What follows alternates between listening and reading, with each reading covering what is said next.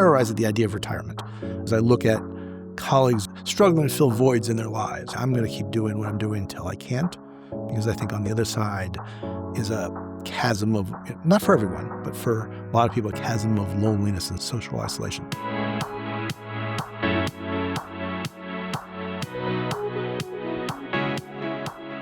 What does it really mean to have strong social connections? We know a lot of people, we have a lot of friends, the neighbours are always popping over for a chat. We hear it a lot these days, but do social connections really help us live longer?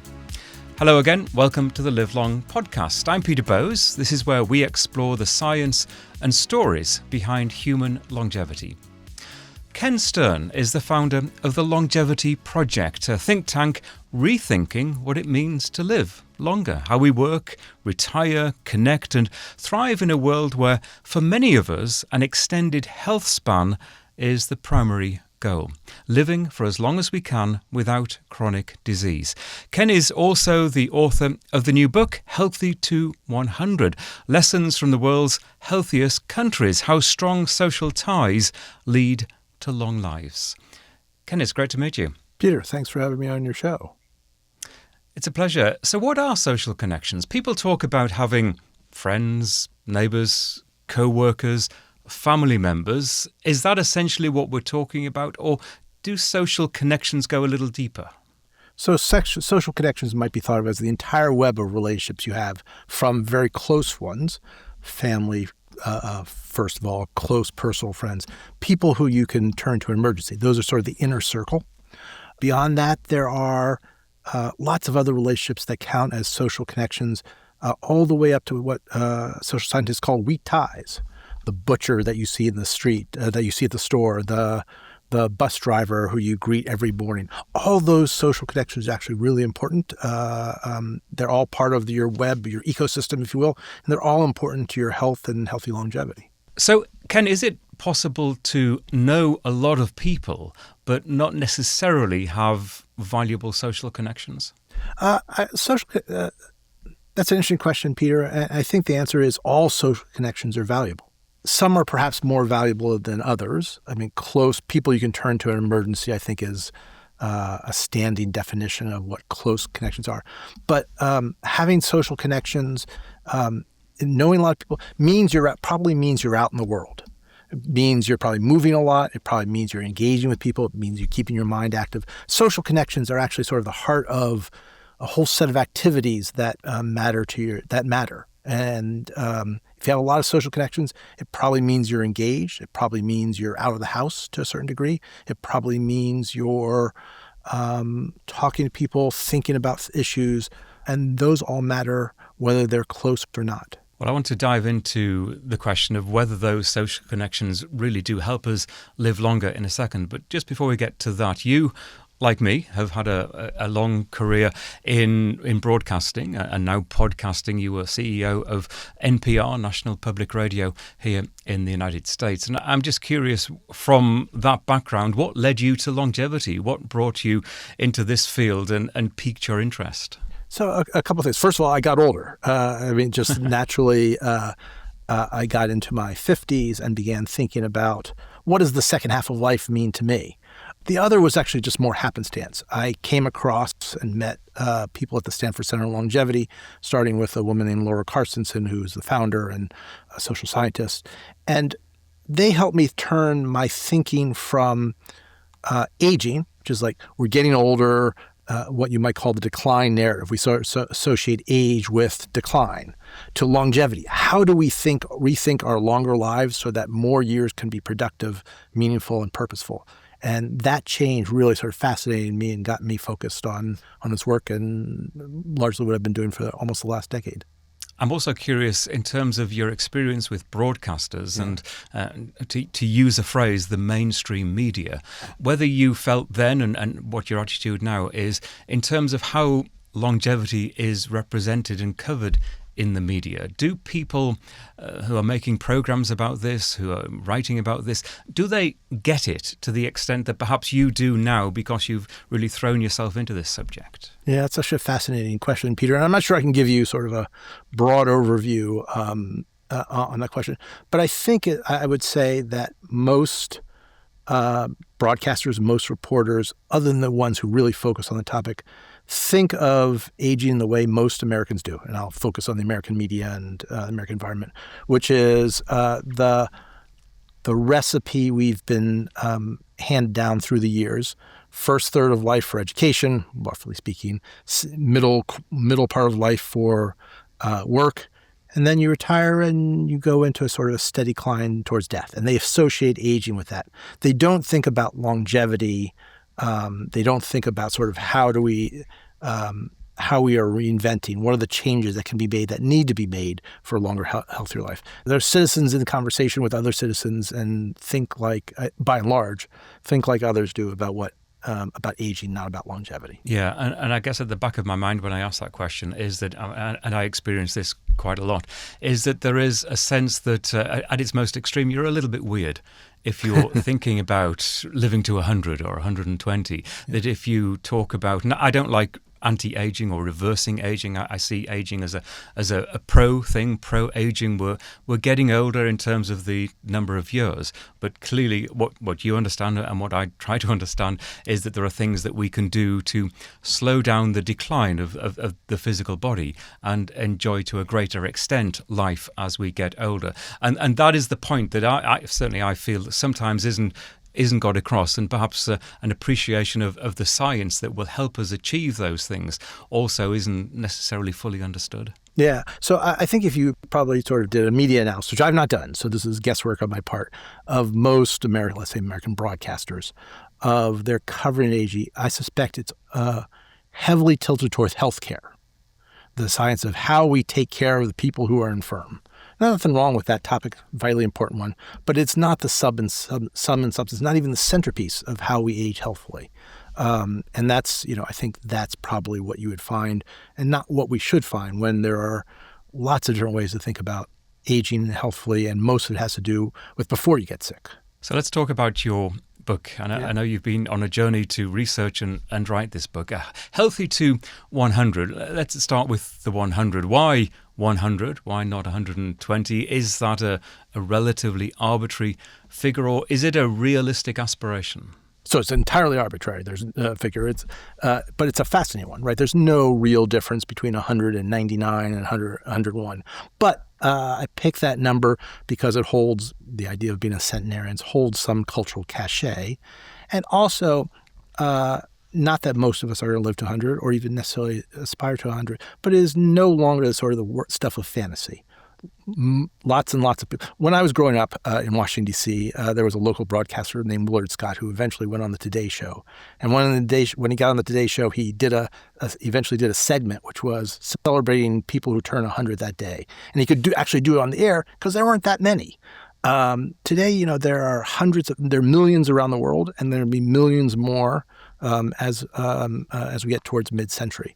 And it's no longer a stuff of fantasy or legend that we can live to 100 and that we can actually do that in pretty good health. There is actually no biological reason that we can't. Most people won't, but it's a reasonable aspiration in an era of new longevity.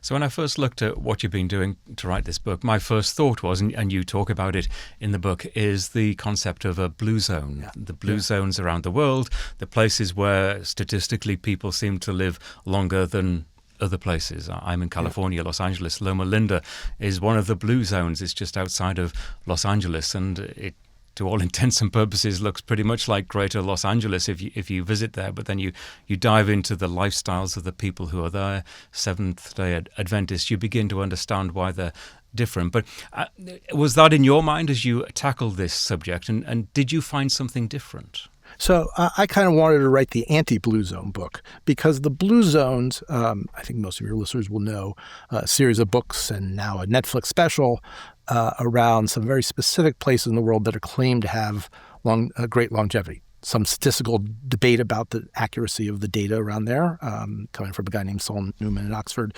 But I was less interested in the blue zone narrows because they're very specific cultures that aren't replicable or transferable to our busy modern lives. It's great if it turns out to be the case that in Icaria in Greece or the Nicoya Peninsula in Costa Rica, people live long, but they live very different lives than we do in the middle of Washington, D.C. or New York or Tokyo or wherever. I was really interested in, if we're going to think about social connection as a source of health, what they do in those places is actually not going to be terribly relevant to our stressful modern lives when we live in the loneliness of the big city. So I was really interested in going to places that are very much like very urbanized, very complex, often very stressful, and say, how come those places have, in Japan, the median life expectancy of a woman now is 90? If they can get to that, what lessons can we learn from that are really transferable to our lives here in the United States or in the UK or wherever else we live? So tell me in more detail then, where did you go and what did you find that maybe surprised you initially? So I went to 5 countries. I went to Japan, Singapore, Korea, Spain, and Italy. And I picked those 5 because they're among the longest lived and healthiest countries in the world. But there are others that sort of fall in the category. I could have gone to Switzerland or Germany. I went to those 5 because they're not only among the healthiest countries in the world, but they're also, they not necessarily should be. I mean, they're not the richest. They're not the thinnest necessarily. They don't exercise the most. Singapore has a fascination with fast food. There are places that are succeeding despite often counterindicative circumstances. Singapore take a highly stressful, bad, very urbanized environment. It's not necessarily how you would design a long-lived society. And what I found, I think that connected, they all do different things. They all have different stories to tell. And longevity is a complicated thing. But one thing that really connected them is they're all basing essentially their public health strategies on social health. They all are aging countries that say, we're not going to succeed as a country unless our older people are active, healthy, productive, and doing purposeful activities. And we're going to set up our public health strategies to ensure that those people aren't just well taken care of in terms of caregiving healthcare, but really have the opportunity to contribute to society in a meaningful way. That's very different than how we think about things in the United States and elsewhere. And that was the connective tissue that I was fascinated by, a little surprised by, and then this forms the core of the book. And you mentioned that, quite accurately, that some of these places are potentially quite stressful. I'm just wondering, does that downplay then the role of stress in terms of longevity, that you could potentially be surrounded by certain pressures that are not necessarily going to affect your longevity if other aspects of your life and the care that you're receiving are optimized? Yeah, I think I would say, if we go back to the blue zone narrative, the story that they sort of depict of these places are idyllic. We don't live in idyllic times or idyllic places by and large. Some people do, God bless them, but 99% of us don't in a highly urbanized, highly stressful world. I think the data is continually showing that even in Korea, where half the people live in Seoul, which is a loud, noisy, complicated urban environment where work is stressful, where there's a complicated political environment, that even in those circumstances, we can make enormous advances in life expectancy and healthy life expectancy. So I'm not saying go out and be stressed. That's not particularly good for you, but definitely we can overcome an environment that is not optimized for healthy longevity. And you used a phrase a few moments ago of the loneliness of living in a big city. And you've got to think about that for a second, that you can be surrounded by people, by action, by perhaps attractive things to do. Let's say New York City, which is perhaps the most vibrant and lively place that I can think of, certainly as a visitor. But you can be essentially lonely in those places. And that to some extent goes to the heart of what you're talking about in terms of social connections, especially as we grow older, and the importance of those connections if they are real connections. Yeah. So you could definitely be, it's not my phrase, the loneliness of the big city. You can be surrounded by people but not know them. You can be in a big apartment building and not know your neighbors, no one to turn to, no one to look in on you. That's the environment that we find too often in modern society. I mean, Korea, again, is a good example, which was, until very recently, a very traditionally organized society built around the family unit. Most people lived with their families in multi-generational housing until the last 30 years.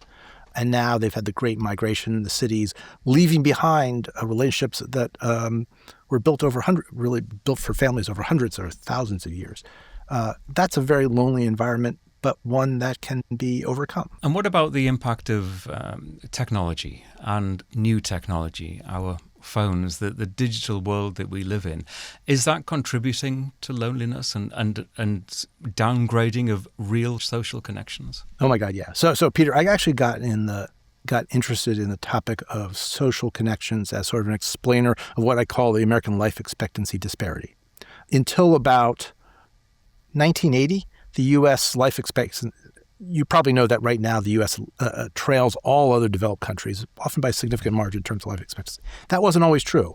As recently as 1980, we were right in the middle of the pack and had been for 50 years. We weren't the top, we weren't the bottom, we were right there in the middle. What started happening in 1980 is what is the time that Bob Putnam started studying the decline of social capital, which he chronicled in his book Bully and Loan.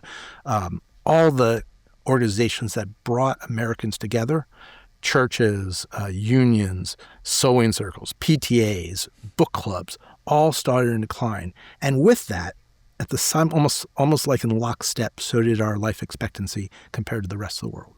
What Putnam wrote about was, when he was writing about the decline of social capital, he pinned the sort of blame on television, which had become sort of ubiquitous, and time spent with television started to increase to sort of extraordinary levels by 1980.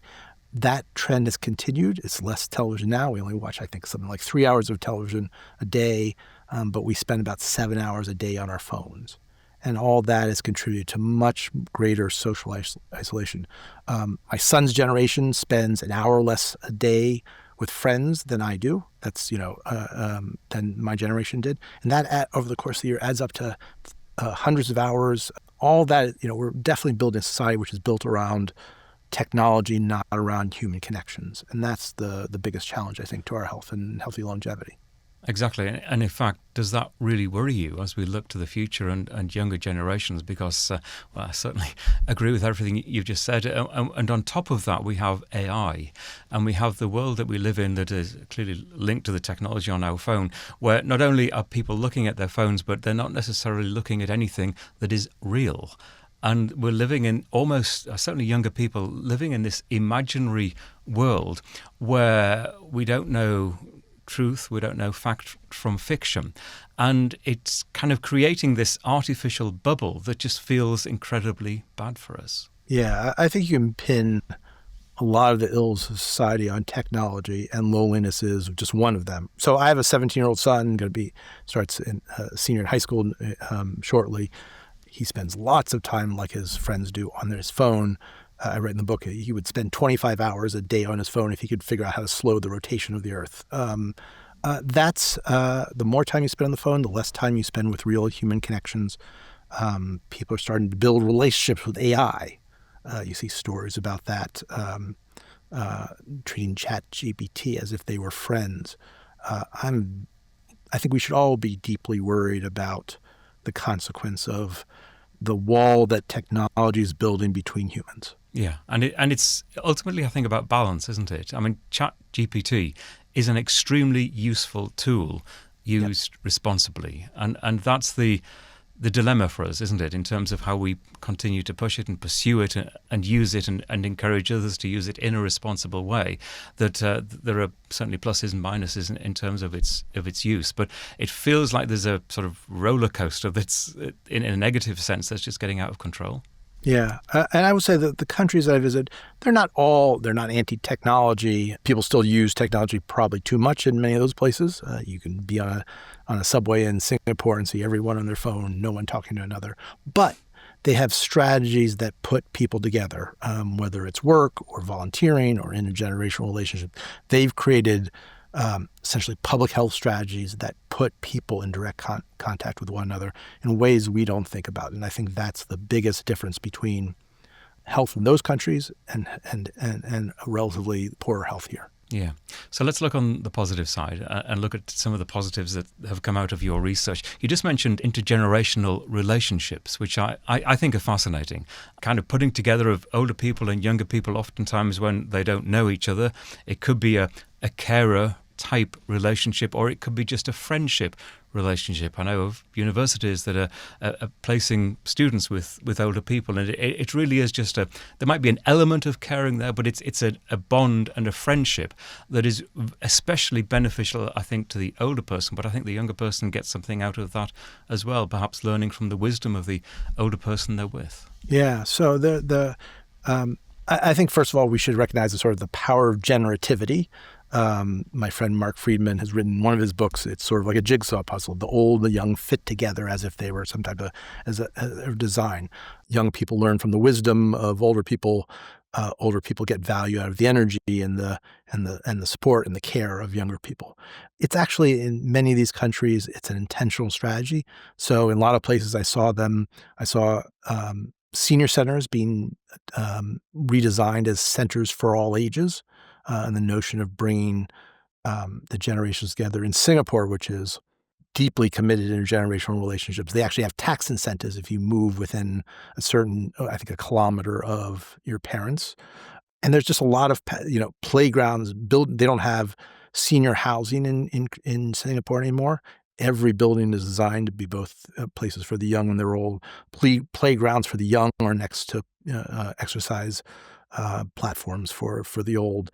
There's just lots of things that bring people into natural contact across the generations. It's not only there. About 2 weeks ago, I was up in Maine, and I went to a nursing home in a place called Gorham House in Gorham, Maine, and right smack in the entryway is a preschool, which is a sort of astonishing thing to see the little kids, 3, 4, 5, playing with everyone up to age 101. And the interesting thing about it, you can tell, Peter, how much the older folks love, get energy and feeling of purpose and meaning of their lives from hanging out with the young. But the story that meant the most for me there was when the head of the preschool said that the elementary school teachers in Gorham have reported to her that the most empathetic kids they get are the kids who come from that preschool. If there's a kid who comes in a wheelchair, they don't think that is differentness. They're used to it. They are naturally empathetic because of their experiences with different generations.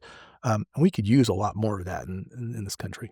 And what about a connection and an appreciation of nature and the natural world and melding that into your life? I went to a nursing home. You just mentioned nursing home. I went to a nursing home in Loma Linda, so in one of the blue zones. I was researching a documentary, and one of the key elements of that nursing home was and it was more assisted living than a nursing home, assisted living for very old people in Loma Linda. But a key factor there was their huge garden and the involvement of the people living there, of the residents in the garden, not only tending their own flowers and that kind of thing, but actually growing food that they could eat themselves. And it seemed to me to be a huge boost to their daily lives, that it was a great interest, but it was always something to look forward to. Gardens constantly change. And that element of aging seems to be so important to me. Yeah, I think it's an interesting story you tell, Peter, and I think a right one. I think there's plenty of research that shows just even being out in nature, taking a walk, having access to a green garden is good for your health. I think the one interesting challenge, of course, is that most of my reporting for this book was being done in some of the most congested urban environments in the world: Tokyo, Singapore, Seoul, for instance, Barcelona. And the interesting experience I had there is like when I was in Singapore, which has sort of the advantage of sort of a command economy to a certain extent, but also has sort of cramped spaces and limited spaces.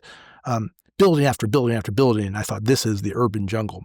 And then one day, one of my hosts took me up to the top of one of the building, and you look out, and it's a sea of green. And they knew the importance of green space to health and well-being. They built what they call a city within a garden, and you don't see it necessarily on street level, but you see it when you look at the city as a whole. And I think that's very smart from due to stress. It's just green is good for you. There's just no question about it. Is there I mean, there are obviously multiple things, but if you could focus on one thing that you would like to see city planners at a city, state, or even national level, governments do to change the way that people live, to help them nurture their longevity and healthy aging. Yeah. I think clearly this is all entwined in politics, which is sometimes confusing and difficult to grapple with. But is there one thing, based on your research, that you would like to see change in terms of the way that society works? So I think it's actually not necessarily a challenge, sort of a request of city planners or governments, because I think it actually starts with our cultural norms around aging.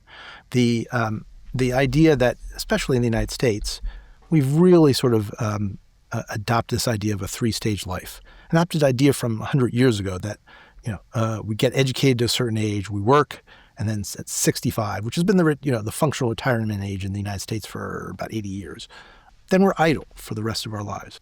That age, there's a lot of those rules don't make any sense anymore, but we've adopted them. So let's take the sort of the retirement age of 65. That was originally invented by Bismarck in 1880, when the average life expectancy was 46. He was creating the first state pension plan. He didn't really want to pay people, so he adopted the age of 65 when most miners and other workers died decades before. When we've had 30 or 35 years to life, that's still the age that people think of as sort of old age. And it's really not. We've gotten healthier, we've gotten stronger, we have so much more to contribute as aging people. And until we wrap our heads around the idea that those artificial dates that have been stuck in sort of in our cranium don't make sense anymore, we're going to have trouble with that. So, in Japan, you see people working much longer because they know that's a route to health for themselves. They don't do it because of economics. They do it because they associate work with social connection and health. In Korea, I write a lot about lifelong learning because they've created a constitutional right to lifelong learning that doesn't end at 21 or 25, that goes your entire life. The culture needs to stop thinking about sort of 65 as sort of the beginning and the end, and just think of sort of the second half of life as valuable and meaningful as the first. That's really fascinating. And I think even though some of us might think, 65 isn't going to bother me, and in polite society, we don't ask each other our ages, but I kind of make an exception for this podcast. I'm 63, and I noticed, and it came as a surprise to me, that turning 60 had quite a significant impact on me in terms of how I viewed the years ahead. And you actually started this by saying that it was aging per se that actually influenced some of your views, that you were just getting older and maybe your attitudes changed. I think you're about the same generation as me. I'm just curious in terms of being around 60, how that's affected you. So I'm 62, so we're almost exactly the same age. It's an interesting question. So for me, 62 doesn't feel any different than 52 or maybe even 42, except for the notion that others may be viewing me differently.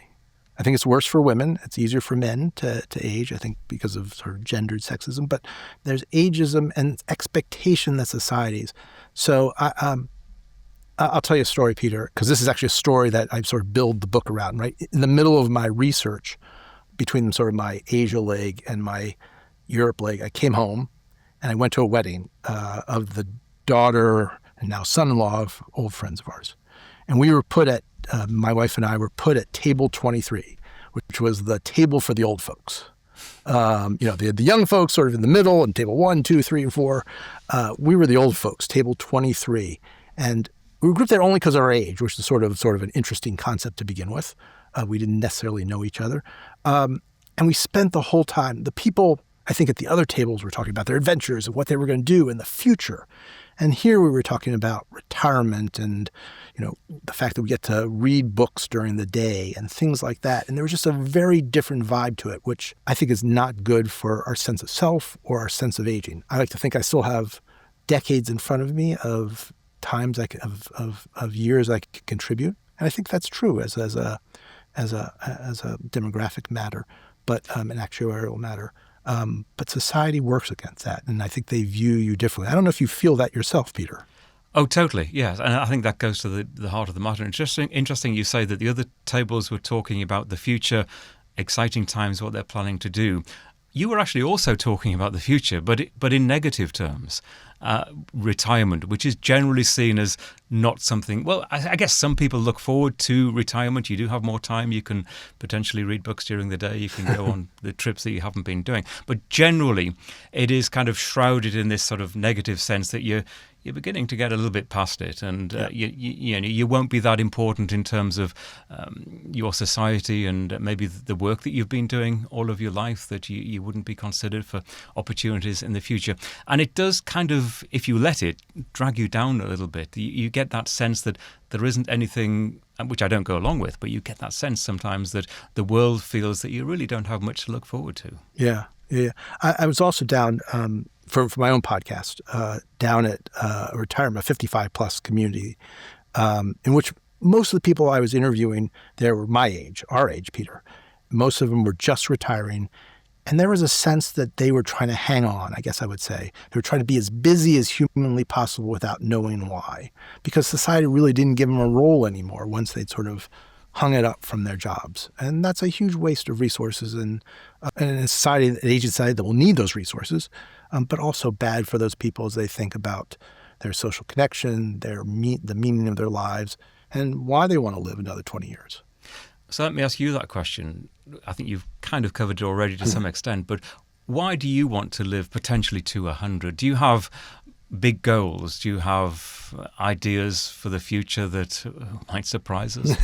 So I don't know if I have that, Peter. I mean, I'm sort of terrorized. I'm terrorized at the idea of retirement because I think, as I look at colleagues of retirement who are struggling to fill voids in their lives, and I don't want to do that. The question sort of reminds me of questions I asked people during my trip. So when I was in Japan, I would ask people how long they wanted to work, or I was in Italy and I was asking people how long they wanted to keep volunteering or anything. Almost invariably the answer was, until I can't. Because they knew that their sense of value, their sense of purpose, their sense of their set of relationships would all decay if they had to give up what they were doing. And I sort of feel that same way. I'm going to keep doing what I'm doing until I can't, because I think on the other side is a chasm of, not for everyone, I don't want to generalize it, but for a lot of people, a chasm of loneliness and social isolation. So I want to stay connected, meaningful, contribute to society as long as I possibly can. And I think, and interested in your thoughts on this, one of the secrets to this is actually thinking about these issues much earlier in life and not suddenly at the age of 60 thinking that this is approaching and how on earth am I going to deal with the voids in my life. But if you think, and this is why I try to encourage a listenership to this podcast that isn't just the 55 plus, that it could be ideally in my world 20 plus, whereas, you've got the 30-year-old, the 40-year-old, knowing and appreciating that these times will come eventually and that you fill your lives with enough things to do, positive things to do, that you will continue, health permitting, into older age, rather than it's suddenly becoming a shock at the age of 55 or 60 that you're going to have this time potentially in the future. Yeah, I think that's exactly right, Peter. And aging is a continuum. It starts early. I guess it starts the day we're born. One of the interesting things I saw was in Korea, where Korea is sort of a odd economic system where most people retire from a first career in their late 40s, and they have to find a second career or even a third career. So the city of Seoul has created something called the Seoul 50 Plus Foundation, which is really to help people in midlife. It's 50 plus, but they really start earlier. Start to imagine what the rest of those years could be like. They have a Design Your Life course. They have lots of things to help people think, wait a minute, I'm retiring. That's not the end. That's the beginning of just another chapter, which is the way we all should think about it as soon as we can. Ken, this has been a fascinating conversation. There's obviously much more detail in the book than we've had time to talk about during this conversation. It is Healthy to 100. I wish you all the best luck with it, and hopefully we'll talk again. Thank you so much. I look forward to that, Peter. Thank you for having me on the podcast. The Live Long podcast is a HealthSpan media production. I'm Peter Bowes. You can contact me through our website, livelongpodcast.com, where you'll also find show notes for this episode. This podcast is for informational, educational and entertainment purposes only. We do not offer medical advice. If you have health concerns of any kind or you are considering adopting a new diet or exercise regime, you should first consult your doctor.